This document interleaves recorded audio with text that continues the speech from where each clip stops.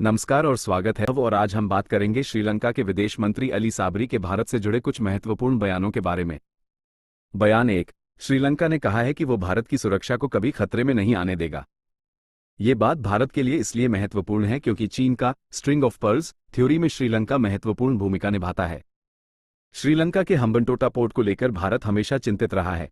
ये डर है कि चीन इसका गलत इस्तेमाल न कर ले। श्रीलंका का ये बयान भारत के लिए राहत की बात है। बयान 2। श्रीलंका ने यह भी कहा है कि भारत आर्थिक महाशक्ति बनने की राह पर है और भारत के साथ उसके संबंध बेहतरीन हैं। श्रीलंका चाहता है कि उसे भी भारत की आर्थिक प्रगति का लाभ मिले। ये भारत के लिए अच्छी खबर है क्योंकि इससे दोनों देशों के बीच संबंध और मजबूत होंगे। लेकिन श्रीलंका भारत से सिर्फ मीठी मीठी बातें ही नहीं कर रहा है। श्रीलंका का तर्क है कि उनके भारत के साथ सबसे अच्छे संबंध हैं, जो सभी ब्रिक्स देशों में से एक है। हाल ही में श्रीलंका के पर्यटन मंत्री ने कहा था कि भारतीय पर्यटक अब मालदीव नहीं जा रहे हैं, जिसका फायदा श्रीलंका को मिल रहा है। श्रीलंका के लोग गर्मी की छुट्टियों में मालदीव की बजाय अब श्रीलंका आ रहे हैं। लक्षद्वीप में अभी पर्यटन के लिए उचित बुनियादी ढांचा नहीं है, जिसका फायदा श्रीलंका उठा रहा है। लेकिन श्रीलंका असल में भारत से एक बड़ी मांग करने वाला है। श्रीलंका ब्रिक्स देशों का सदस्य बनना चाहता है और इसके लिए उसे भारत का समर्थन चाहिए।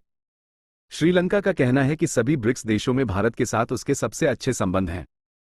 लेकिन क्या श्रीलंका को ब्रिक्स में शामिल होना चाहिए? श्रीलंका अभी आईएमएफ कार्यक्रम के तहत है। एक ऋणी देश ब्रिक्स का सदस्य कैसे बन सकता है?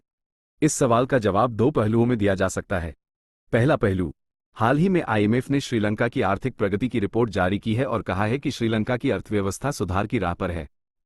भारत ने भी श्रीलंका की काफी मदद की है। दूसरा पहलू, पाकिस्तान भी जल्द ही ब्रिक्स का सदस्य बनने वाला है। श्रीलंका का तर्क है कि अगर पाकिस्तान जैसे कमजोर देश को सदस्यता मिल सकती है तो उसे भी क्यों नहीं। ब्रिक्स सदस्यता श्रीलंका को ब्रिक्स बैंक से ऋण प्राप्त करने और अंतर्राष्ट्रीय स्तर पर अपनी स्थिति मजबूत करने में मदद करेगा। लेकिन भारत को श्रीलंका का समर्थन करना चाहिए या नहीं, यह एक जटिल सवाल है। एक तरफ भारत और श्रीलंका के बीच संबंध मजबूत हैं और भारत श्रीलंका की मदद करना चाहता है। दूसरी तरफ कुछ लोगों का मानना है कि श्रीलंका को ब्रिक्स में शामिल होने से रोकना चाहिए क्योंकि यह ब्रिक्स की प्रतिष्ठा को कम कर सकता है। आपका क्या मानना है? श्रीलंका को ब्रिक्स का सदस्य बनना चाहिए या नहीं? अपनी राय कमेंट में जरूर बताएं।